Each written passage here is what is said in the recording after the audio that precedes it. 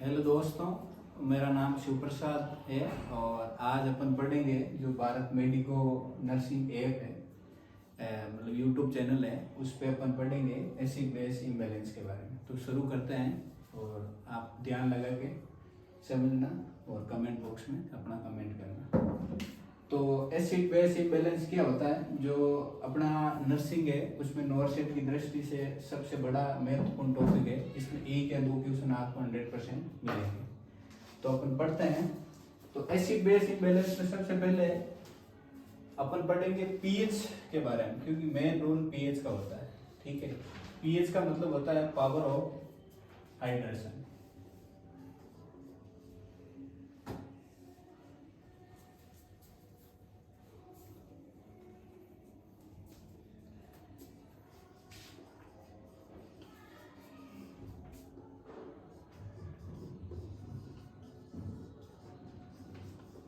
ठीक है, पीएच का मतलब पावर ऑफ हाइड्रेशन। इसमें मुख्यतः अपन को पता होना चाहिए कि पीएच अपने बॉडी की नॉर्मल पीएच क्या होती है, CO2 क्या होती है और SpO2 नॉर्मल कितना होता है, और इसके साथ होता है बाइकार्बोनेट।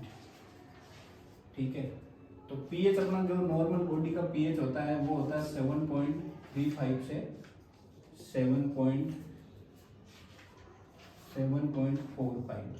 ठीक है, और CO2 जो होता है वो होता है मेनली 35 से 35 to 45 मिली इक्विवेलेंट के अंदर होता है। और SpO2 जो अपने बॉडी का नॉर्मल रेंज होती है वो होती है 95 to 100%। ठीक है, और बाइकार्बोनेट होता है वो नॉर्मल होता है 22 से 27 mg मिली इक्विवेलेंट पर लीटर। ठीक है, तो ये नॉर्मल रेंज हमें पता होनी चाहिए। ठीक है, क्योंकि एसिड बेस इम्बैलेंस में सबसे महत्वपूर्ण ये है कि ये वैल्यू आपको याद होना ही होना है। अगर ये आपको पता होगा तो आप एग्जाम में कोई भी क्वेश्चन है वो इजीली कर सकते हैं। तो अपन सबसे पहले एसिड बेस इम्बैलेंस है, इसके अंदर एक नॉर्मल रेंज होती है, तो वही अपन स्केल के माध्यम से और पता कर लेते हैं।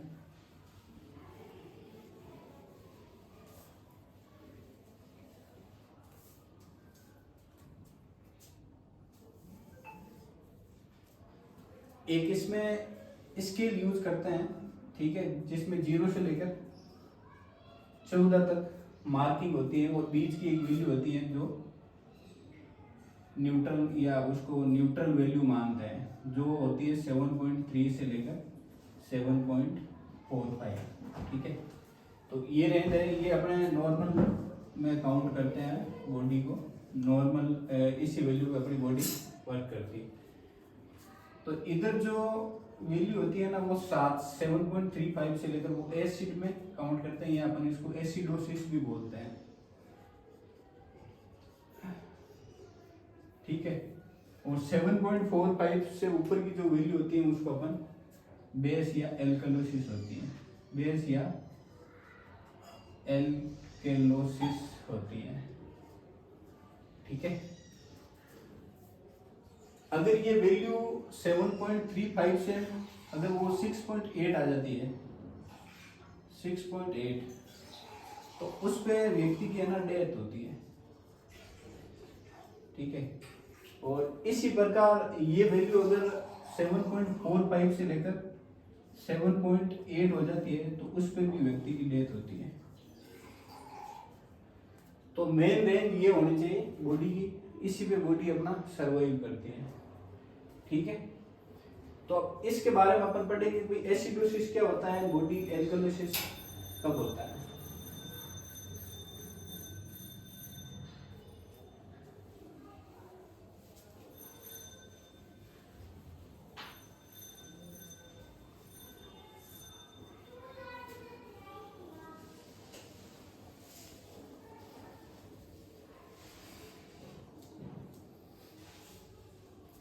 तो अपन डिफरेंट वेदा मतलब देख लेंगे। एक तो है एसिडोसिस और एक होता है एल्केलोसिस। ठीक है, तो एसिडोसिस कब होता है और एल्कलोसिस कब होता है? तो एसिडोसिस का मतलब होता है कि जब बॉडी क्या करती है, उसके अंदर H+ आयन है उसकी कमी होती है। एसिडोसिस में क्या होती है, बॉडी के अंदर जो है ना H+ आयन है उसकी क्या कमी होती है। और जो एल्कलोसिस है उसमें OH जो माइनस है उसकी कमी होती है। ठीक है, और एसिडोसिस हमेशा डोनेट करता है H+ आयन। ठीक है, और जो एल्कलोसिस है वो हमेशा डोनेट करता है OH-। ठीक है, और जो एसिडोसिस है उसके अंदर हमेशा रिसीव ये करता है बाइकार्ब, क्या करता है, बाइकार्बोनेट, इसमें बाइकार्बोनेट होता है। और जो एल्कलोसिस हमेशा जो रिसीव करता है वो होता है H+ आयन। ठीक है, और इसकी जो पीएच रेंज होती है वो मैंने आपको पहले ही बता दिया है। पीएच इसमें होता है एसिडोसिस में जो 7.35 है उससे कम होता है, और एल्कोलिसिस है उसके अंदर जो पीएच की वैल्यू है वो मोर देन 7.35 होता है। ठीक है, और एसिडोसिस ये जो मेनली ये अपन को डिफरेंट पता होना चाहिए कि कब एसिडोसिस होता है और कब एल्कोलिसिस होता है। जब H+ आयन की कमी होती है तो शरीर के अंदर एसिड की कंडीशन होती है, और जब OH- की कंडीशन होती है उस टाइम एल्कलोसिस होता है। तो अपन देखते हैं आगे भी एसिडोसिस और एल्कोलिसिस कौन कौन सी कंडीशन में होती है। तो इसके अंदर मेनली 4 कंडीशन होती है। 2 तो होती है रेस्पिरेटरी से रिलेटेड और 2 होती है मेटाबॉलिक से रिलेटेड। तो अपन पढ़ते हैं कौन कौन सी 4 कंडीशन होती हैं जिसके अंदर ये एसिडोसिस और एल्कोलिसिस होता है।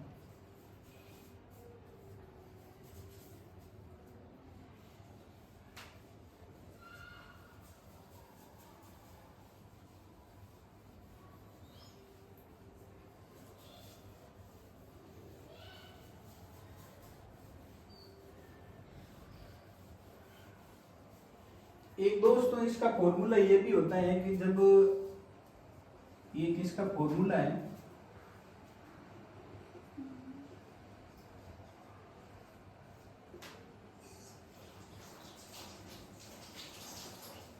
ये फॉर्मूला है, इसके अंदर हमेशा जब पीएच बढ़ती है तो CO2 हमेशा घटती है और हमेशा बाइकार्बोनेट बढ़ता है। ठीक है, क्या होता है कि जब पीएच बढ़ती है तो बाइकार्बोनेट बढ़ता है। तो ये जो कंडीशन है ये हमेशा होती है मेटाबॉलिक,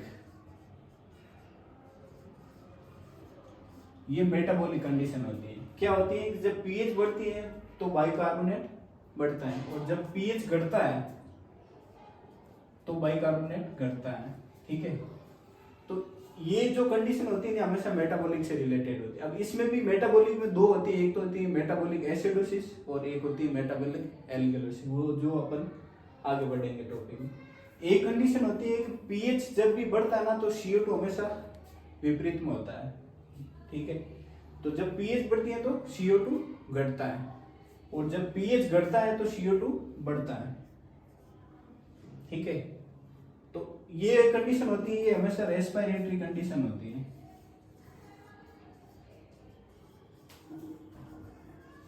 ठीक है, तो मेनली इसी के ऊपर ही अपने बॉडी की सारी कंडीशन है वो एसिड बेस इम्बैलेंस की होती है। और जब ये अगर आपने फॉर्मूला याद रख लिया तो आप एग्जाम में मेनली ये पता कर लोगे भाई कौन सी कंडीशन है मेटाबॉलिक है और कौन सी कंडीशन है वो रेस्पिरेटरी है। तो अपन पढ़ते हैं आगे मेटाबॉलिक कंडीशन और रेस्पिरेटरी कंडीशन क्या क्या होती है।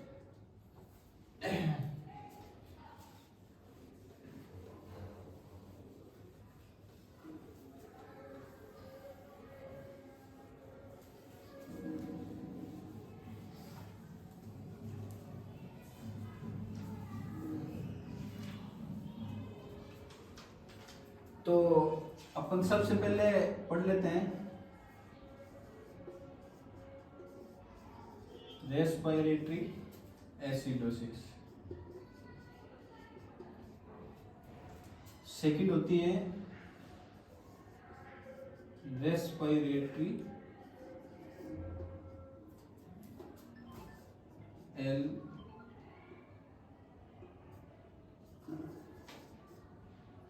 एल्केलोसिस।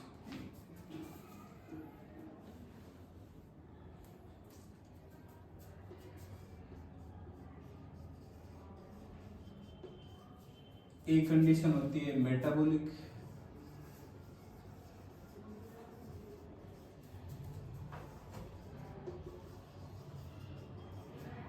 एक होती है मेटाबॉलिक।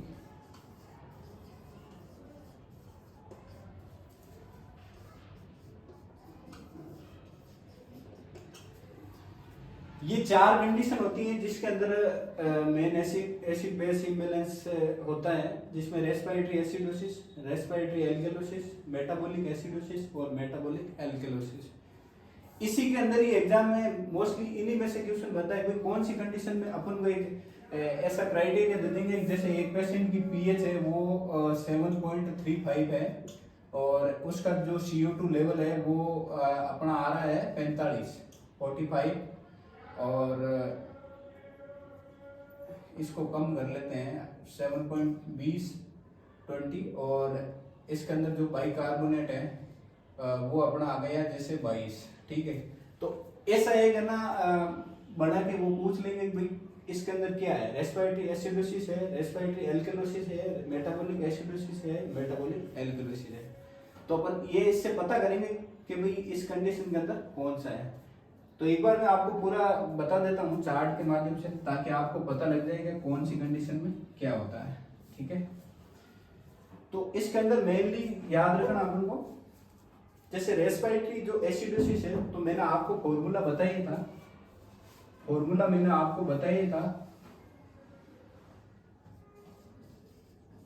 वो हमेशा ध्यान में रखना होता है। ठीक है, ये तो सबसे पहले मैंने बताया रेस्पिरेटरी जो एसिडोसिस है उसके अंदर हमेशा CO2 विपरीत होता है। तो इसके अंदर जो पीएच है, रेस्पिरेटरी एसिडोसिस में जो पीएच है वो हमेशा कम होती है और जो CO2 है वो हमेशा क्या होता है, ज्यादा होता है। यही मैंने पढ़ाया। क्या होता है, रेस्पिरेटरी एसिडोसिस पीएच कम होती है जो 7.35 से कम होती है और जो CO2 है वो 45 से अबव होता है। ठीक है, ये ध्यान रखना। और रेस्पिरेटरी जो एल्केलोसिस है ये डिफरेंट है, इसमें जो पीएच है वो ज्यादा होती है। ठीक है, और जो CO2 है वो कम होती है। और मेटाबॉलिक जो एसिडोसिस है उसके अंदर हमेशा इक्वलिटी में बढ़ते हैं, जब पीएच बढ़ती है तो बाइकार्ब बढ़ता है। ठीक है, क्या मेटाबॉलिक एसिडोसिस है तो इसके अंदर क्या होती है, पीएच कम होती है। हमेशा जहां भी एसिडोसिस वर्ड आ रहा है इसका मतलब हमेशा पीएच कम हो रही है। क्या हो रही है, पीएच कम होती है उसमें। तो इसमें पीएच कम हो डिक्रीज होती है, जो बाइकार्बोनेट है वो भी डिक्रीज होता है, क्योंकि ये फॉर्मूला यही बोलता है पीएच बढ़ती है तो बाइकार्बोनेट बढ़ता है, पीएच घट रही है तो बाइकार्बोनेट घट रहा है। और जो मेटाबॉलिक है एल्केलोसिस, इसके अंदर जो पीएच है वो बढ़ती है और बाइकार्बोनेट है वो भी बढ़ता है।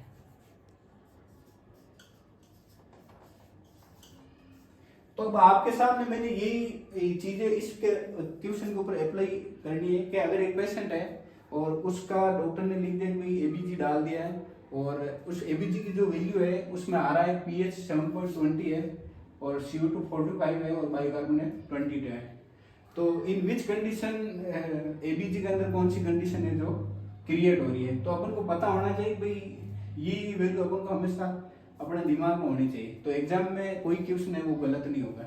तो अपन देखेंगे जब पीएच 7.20 है तो अपन को देख लो भाई अगर 7.35 से नीचे है तो हमेशा पीएच कम होती है। अब अपन को ये दोनों पता होना जरूरी है, पीएच तो कम पता होते हैं, अपन ये पता लगेगा कि ये एसिडोसिस की कंडीशन है। सेकंड देखो बाइकार्बोनेट 45 है तो ये 45 इक्वल नहीं है, ये मोर देन 45 है। ठीक है, तो अगर पीएच घट रही है और CO2 अगर बढ़ रहा है तो हमेशा क्या होगी, रेस्पिरेटरी कंडीशन होगी, न कि बाइकार्बोनेट। और इसकी जो बाइकार्बोनेट वैल्यू है वो नॉर्मल है। ठीक है, तो ये देख लो कि भाई बाइकार्बोनेट का तो इसके अंदर कोई रोल नहीं है कि मेनली तो ये रेस्पिरेटरी से रिलेटेड है। तो पीएच घट रही है और बाइकार्बोनेट बढ़ रहा है, तो ये कंडीशन कौन सी है? Respiratory acidosis. ठीक है, इसी के साथ अपन एक और बड़ी एग्जांपल ले लेते हैं। जैसे पीएच है वो 7.35 से ज्यादा है, ठीक है, और जो बाइकार्बोनेट है वो आ रहा है 32, ठीक है, और जो CO2 की वैल्यू है वो आ रही है 37, ठीक है। तो आप बताओ इस कंडीशन के अंदर कौन सी कंडीशन बन रही है इन चारों में से? तो अपन देखेंगे कि सबसे पहले पता करो कि पीएच है वो क्या है। तो इसमें देख लो, रेस्पिरेटरी में पीएच 7.5 से ज्यादा है, ठीक है, ज्यादा है तो मतलब ये कंडीशन होगी, क्या होगी? एल्कोलिसिस। सबसे पहले कंडीशन देखो, एसिडोसिस है या एल्कोलिसिस। तो अपन ये पता कर लिए कि भाई 7.35 से अगर ज्यादा आ रही है, मतलब 7.35 से लेकर 7.45, अगर इससे वैल्यू ज्यादा आ रही है तो इसके अंदर एल्कोलिसिस होगा। और सेकंड देखो बाइकार्बोनेट, बाइकार्बोनेट है सॉरी दोस्तों, ये 27 है, ठीक है। सेकंड देखो बाइकार्बोनेट है वो क्या आ रहा है? बाइकार्बोनेट की अपन को वैल्यू पता है भाई 22 से 27 है, ठीक है, तो ये नॉर्मल रेंज में है 27। और सेकंड देखो CO2 है जो कितना आ रहा है? CO2 की वैल्यू है वो 37 है। तो ये जो कंडीशन बन रही है, जो पीएच है वो 7.45 से ज्यादा है, इसका मतलब एल्कलोसिस है। और बाइकार्बोनेट है वो 27 से ज्यादा है, इसका मतलब मेटाबॉलिक एल्कोलिसिस। तो ये 4 नंबर कंडीशन बन रही है। तो ये मेनली अपन को ये पता होना चाहिए कि भाई एसिड बेस इम्बैलेंस के अंदर पर्टिकुलर ये चीजें अपने दिमाग में होनी चाहिए। अब इसके अंदर आगे भी 3 कंडीशन बनती है, जो होती है मेनली मतलब चारों में से एक कंपनसेट बनती है, एक होती है पार्शियल कंपनसेट और एक होती है अनकंपनसेट। तो थोड़ा उसके बारे में जिक्र कर लेते हैं।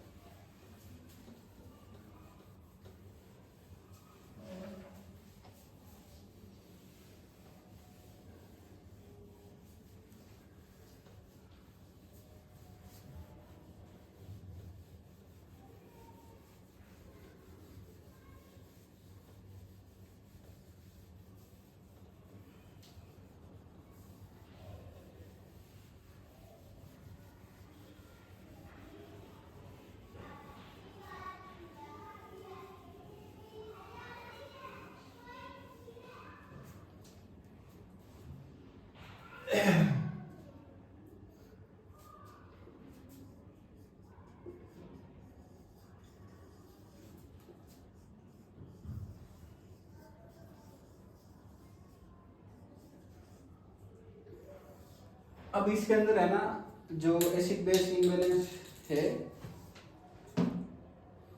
इसके अंदर जो 4 कंडीशन अपन ने पढ़ ली भाई। सबसे पहले 2 रेस्पिरेटरी से होती है, एक रेस्पिरेटरी एसिडोसिस, एक होती है एल्कलोसिस, एक मेटाबॉलिक होती है, और एसिडोसिस एक मेटाबॉलिक एल्कलोसिस।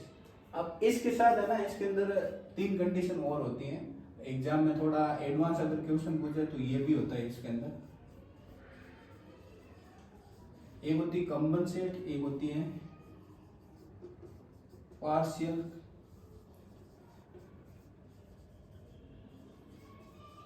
एक होती है अनकंपनसेट।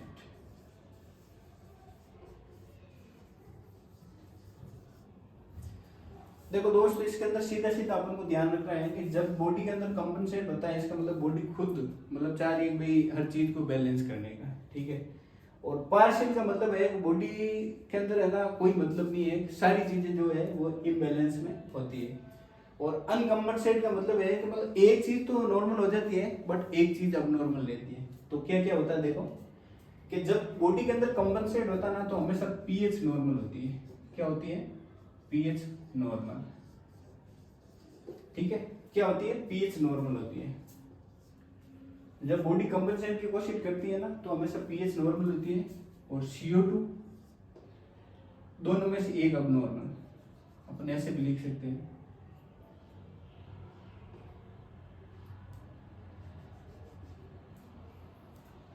मतलब एक चीज, एक वन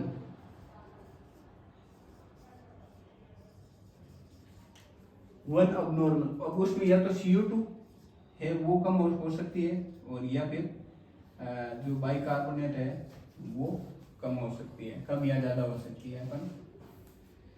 सेकंड होती है पार्शियल कंपनसेट। पार्शियल कंपनसेट का मतलब होता है कि इसके अंदर जो पीएच है वो अबनॉर्मल होती है,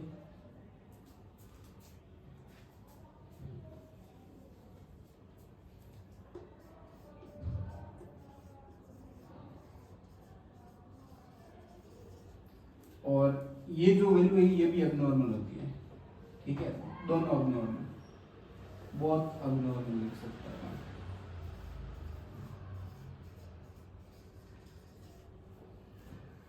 और इनकम्पनसेट का मतलब होता है कि भाई पीएच है वो अबनॉर्मल,